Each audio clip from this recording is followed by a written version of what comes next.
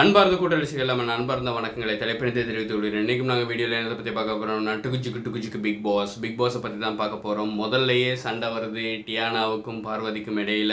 அப்போ வீட்டு வேலைக்காரிகளாக இருக்காங்க, வேலைக்காரங்களாக இருக்காங்க. பார்வதியும் திவாகர் அந்த உறுப்பினர்கள் இருக்காங்க. சூப்பர் டீலக்ஸ் ஹவுஸ்லேருந்து வராங்க. டியானா வந்து ஒரு குப்பை தவறி விழுந்துடுச்சு பார்வதி கையில். அந்த குப்பை எடுங்க அப்படின்னு ஒரு வேலைக்காரங்களை சொல்கிற ஒரு எகத்தாரத்திலேயே சொல்கிறாங்க. பார்வதி சும்மாவே தாண்டவம் ஆடுவாங்க. இந்த பிரச்சனை வேற வந்துருச்சா, இப்போ இவங்களுக்கு நல்ல வாய்ப்பு அமைஞ்சிருச்சு. 2 பேர்த்துக்கும் சண்டை முத்தி போகுது. அடுத்ததா பார்வதிக்கும் சுபிக்கும் இடையில ஒரு சண்டை வருது. அந்த சண்டையை பார்த்தீங்கன்னா அது தொடர்பாக தான் நீங்கள் முதல்லையும் ஒரு சண்டை வந்துச்சு, அந்த சண்டையை விட்டுருவோம். இப்போ 2வது ஒரு சண்டை வந்திருக்கு. அந்த சண்டை எதுக்குன்னு பார்த்தீங்கன்னா, இவங்க வக்காலத்து வாங்குறாங்க. யார்? சுபி வக்காலத்து வாங்குறாங்க. கலை தன்னை அகோரின்கிட்ட இருக்காரு. இப்போ நான் கடவுள் படம் பார்த்துருப்பீங்க. அதில் அதாவது நான் உங்களுக்கு உதாரணம் தான் சொன்னேன். அகோரி அப்படின்னா எப்படி இருக்கணும்? நான் கடவுளில் ஆரியாவை பார்த்துருப்பீங்க. அதாவது பெண்களோட வாசமே ஆரியாவுக்கு பட்டிருக்காது. ஆனால் பார்வதி கை கொழுவிக்கிட்டு பேசுகிறாங்க, தடவிக்கிட்டு பேசுகிறாங்க, தோளில் கையை போட்டுக்கிட்டு பேசுகிறாங்க. அதுக்கெல்லாம் இவரும் அசைவாடி கொடுக்குறாரு. அகோரி அப்படின்னு நீங்கள் சொல்லாதீங்க. ஏன்னா அகோரிகள் மேலே நான் மிகப்பெரிய மரியாதையை வச்சுருக்கேன். நீங்கள் டெய்ம் அடிக்கிறீங்க, வேணா ஃபுல் ஷேவ் பண்ணிட்டு வாரீங்க, வைஃபையும் வச்சுருக்கீங்க, வைஃபோட தான் பிக் பாஸுக்கும் வந்தீங்க. இன்னும் சில பெண்களோட தொடர்பு வீடியோலாம் பார்த்தோம் அப்படின்னு சொல்கிறாங்க. நீங்கள் அகோரின்னு சும்மா ஒரு பேருக்கு ஆடாதீங்க, கூத்தாடாதீங்க. நீங்கள் கூத்தாடுறவருங்கிறீங்க, நாடகம் கட்டுறவருங்கிறீங்க, அகோரிங்கிறீங்க. ஏன் இந்த வேஷம்? அது மட்டும் இல்லாமல் இவரோட பிள்ளைக்கு வந்து ஸ்கூலில் ஏற்றுக்க மறுக்கிறாங்களாம்.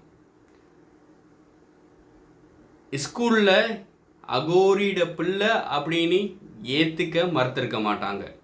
நீங்கள் செய்யும் நடவடிக்கைகள், அதாவது பெண்களோட தொடர்பு, வைஃப் வந்து பிரிஞ்சு வாழ்கிறாங்க, திருப்பி ஒன்றா கூடி வாழ்கிறாங்க. அவங்க டிக்டாக் வலைத்தளங்களில் வேறு வீடியோக்கள் வெளியிடுறாங்க, ஆபாசமான வீடியோக்களையும் வெளியிடுறாங்க. அம்மன்னு சொல்லிக்கிட்டு இவரோட வைஃப் யார்? அவங்களோட வைஃப் வந்து அம்மன் அப்படின்னு தான் அவங்க சொன்னாங்க. அவங்க சொல்லிக்கிட்டு இப்போ ஆபாசமாக டான்ஸ் ஆடுறது, அந்த வீடியோவையும் பார்த்துருப்பீங்க. என்ன அகோரிங்கிற வார்த்தையை கொச்சப்படுத்தாதீங்க. நீங்கள் யாரார தெரிவு செய்கிறீங்க, அதாவது போட்டியில் தொடர்ந்து நீடிப்பார்னு நினைக்கிறீங்க. அது மட்டும் இல்லாமல் யார் எலிமினேட் ஆவாங்க அப்படிங்கிறத நீங்கள் அதற்கான விளக்குங்க அப்படின்னு பிக் பாஸ் சொல்கிறப்ப அதுக்கு விக்ரம் சொல்கிறாரு, வெளியேற போகிறது டாக்டர் திவாகர், அதற்கு சூபி தான் உள்ளுக்கு இருக்க போகிறாங்கன்னு சொல்கிறார். இந்த இடத்துல ஒரு பிரச்சனை வருது. காந்தி சொல்கிறாரு வெளியேற போகிறது யார் அப்படின்னு கேட்குறப்ப அவர் சொல்கிறாரு பார்வதியை சொல்கிறாரு. பார்வதி பேரையும் தெரியாமல் மாயா அப்படிங்கிற வளர்றாரு. 2 நாள் வீட்டில் இருந்துட்டீங்க. பார்வதி தேர் எல்லாத்துக்கும் தெரியும். அதாவது அவங்க ஊடகங்கள் மத்தியில் வந்திருக்காங்க.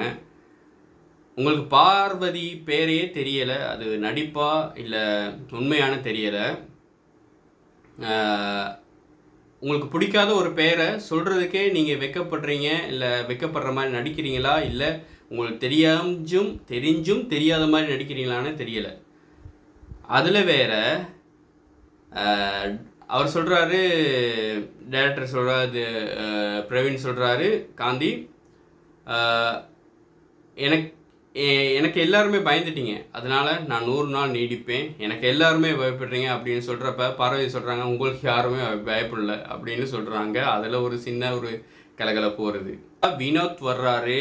வினோத் வந்து யார் இந்த வீட்டில் இருந்து எலிமினேஷன் போவா அப்படின்னு கேட்குறப்ப அவர் சொல்கிறாரு சபரியை சொல்கிறாரு. அதுக்கு நானும் கூட நினச்சேன், சபரி பண்ணுறதெல்லாம் ஆக்டிங் மாதிரியே தெரியுது.